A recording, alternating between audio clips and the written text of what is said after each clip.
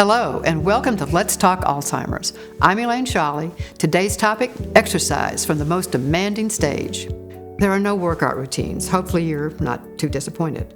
Yet, we will identify personal exercise habits that can be used all our lives. The goal? To be aware of our body's reactions to physical activity, particularly as a caregiver. People exercise on different levels for different reasons. A bodybuilder has a goal and a routine to follow. The professional athlete and Olympian each have goals. For physical therapy, a specific exercise routine is prescribed. It depends on the exercise objective. Is it to increase circulation and muscle tone for a sedentary 70-year-old retiree or a 40-year-old kayaker? To begin, during any exercise, it's important to breathe correctly. Why, you ask? Well, the body needs fuel to operate, so we breathe. Inhale through the nose, then exhale through the mouth.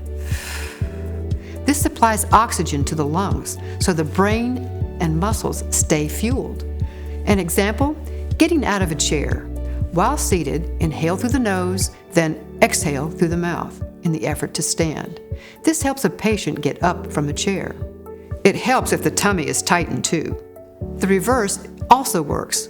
When standing, inhale through the nose, then, in the effort to sit, exhale through the mouth. This helps to be seated in a wheelchair or on a toilet, a time when the caregiver and patient work together. Being aware of regular breathing habits is part of building neural pathways.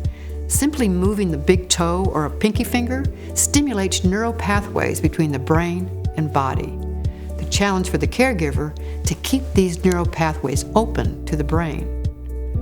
When cared for at home, a patient's ability to move is even more important. Movement is needed so joints and muscles keep their range of motion. This would include getting out of bed, reaching for a towel, using a fork, or drinking from a cup. Depending on the patient's ability, an activity could be a stroll outside, a walk around the room, or, if confined to bed, to encourage joint movement. So far, we've talked about the patient, yet exercise for the caregiver is a must. In an airplane, when oxygen masks fall from above, what is the rule? Put the mask on yourself before helping others. Why is that? To help others, we must care for ourselves first. So caregivers, begin now. Don't wait for the emergency, and be creative. When planning an exercise routine for yourself, keep it fresh and interesting. For a walk, plan different scenic routes, change the length, or add light hand weights. For yoga, experience different instructors. Learn to enjoy their approach to a routine. Make it a challenge. As a caregiver, be realistic. Things will change while caring for a patient. The walk outside may become a walk on the treadmill. A yoga class may be held in front of a television instead of at a studio. A good place to find simple, effective exercises? The books, videos, and classes by Miranda Esmonde-White. Her book, Aging Backwards, an exercise series, Classical Stretch, promotes the science of eccentric and concentric muscle contraction and relaxation. With simplicity, Miranda emphasizes the neurological connections between the brain and body. One result? We learn that when contracted, calf muscles act as pumps to help the heart.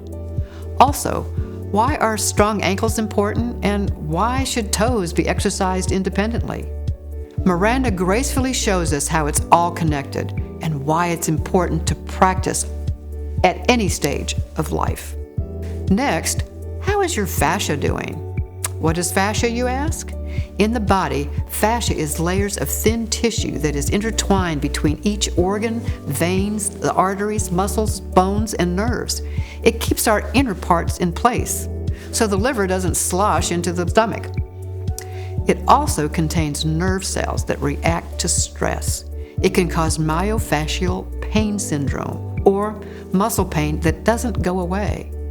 To maintain a full range of motion for our 360 joints, it's necessary to keep our fascia lubricated.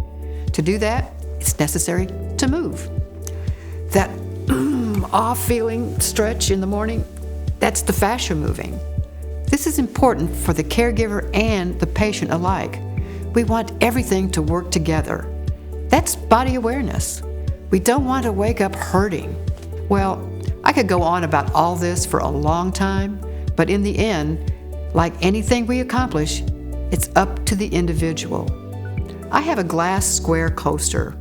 On it is etched, "If it is to be, it is up to me." So pick a time to begin.